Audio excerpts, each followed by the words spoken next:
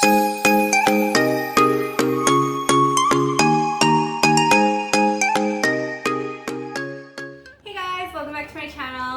we are going to talk about my top 5 common easy houseplants in my opinion. I picked 5 plants in my collection that are readily available almost anywhere at any time at any plant shop or nursery. My name is Melissa. If you're new here, hi, welcome to my channel. We talk about all things plants over here, and sometimes I dabble in a little bit of lifestyle and for sure gardening, starting and spring things. So because the spring and summer is coming, I will be doing a lot more gardening stuff for you guys. But today, let's jump into this video. Don't forget to hit that subscribe button and let's talk about the 5 easy common houseplants that I think are just really easy to care for. Number 1, I'm going to talk about the Dieffenbachia. This is the Dieffenbachia Atiki. It's a really pretty Dieffenbachia. It kind of has like different shades of green and gray in the middle and then the darker shades of green on the outside. Please excuse the crispy edges. I'm trying to deal with this plant in many ways, including spider mites. But the Dieffenbachia is such an easy to come by plant. It's super cheap. For a pot about this big, you're probably going to pay about $10 to $15. And it is a plant that comes in many different varieties. I do want to let you know that this plant is very toxic to humans and animals. So as long as you're not ingesting it or anyone's ingesting it, you'll be just fine. This plant is so easy to care for.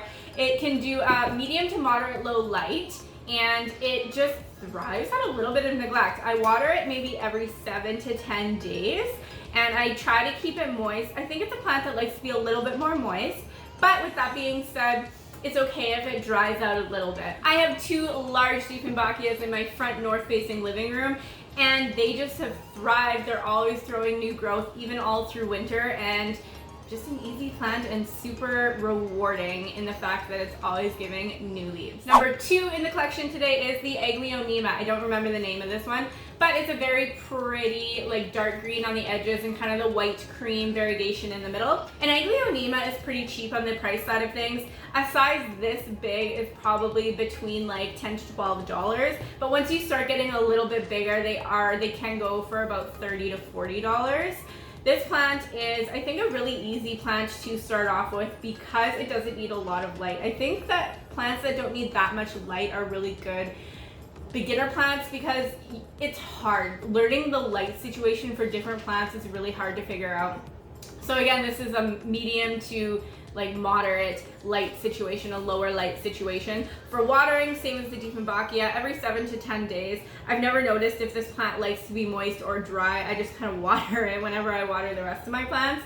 And it's pretty rewarding. These plants tend to bloom all the time.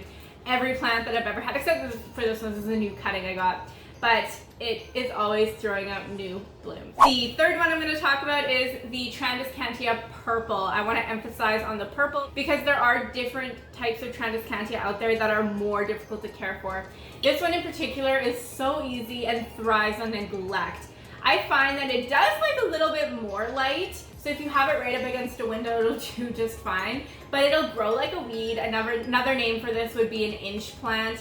And I just personally think that this plant is so easy to care for. I had them outside. I've gone over a month without watering them and they literally thrive. They will thrive in the sidewalk cracks outside. That's how easy they are to care for. Easy to propagate. So if I'm not forgetting to water my plants, I water this guy probably every 10 to 15 days because honestly it doesn't need that much water. But all in all, I think that this is a very easy, pretty plant to have as a statement piece or if you need a pop of color in your life. The 4th plant we're going to talk about today is the Polka Dot Plant.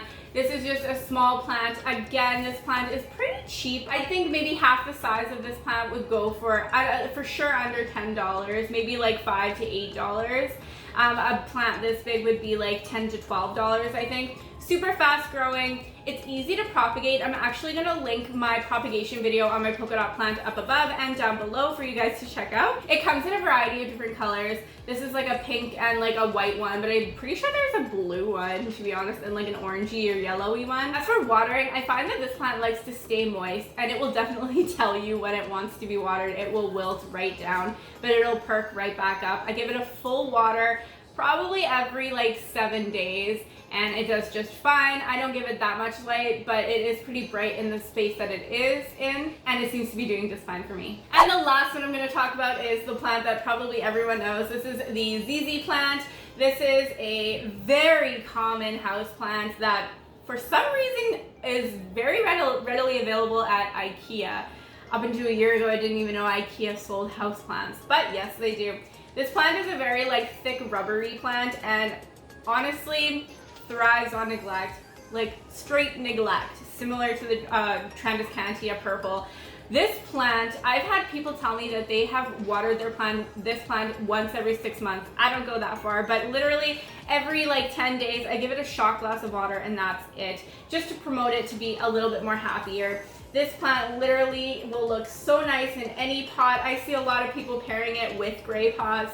I just think the contrast between the different shades of green, as you can see the new leaves here, they come out like a limey green, and then as they mature, they get a little bit darker. Contrast with the gray pot is just such a beautiful statement piece. And as for the lighting with this plant, again, a moderate light situation. Sometimes I even put this in my bathroom that has the tiniest window, or I'll put it underneath. So I'll have a shelf and I'll put it underneath. I'll actually take a picture of where this guy sits because it doesn't get that much light. It's on the floor in front of a north-facing window, and ever since I put it there, 1, 2, 3, 4 new fronds have popped up. So definitely a plant that you want. As for price point, about half the size of this, probably between like $10 to $20, and if you want a fuller one, they can get a little bit more pricey. Thank you for joining me in today's video. If you made it this far, put a little sun emoji. Let's embrace the nice weather that I feel like a lot of people are having, unless you're in like Australia and the times are changing to winter. I'm sorry for you. I had a lot of fun making this video and educating you guys on the easiest common houseplants that I feel are readily available. If I said anything in this video that doesn't agree with you, such as you can't keep the polka dot plant alive or this plant isn't readily available, I'd really like to know where you're from and why. What are you having troubles with? If you're having troubles with one of these plants and you want to keep it in your collection, message me, comment me, message me over on Instagram, and I will get back to you on all of your questions.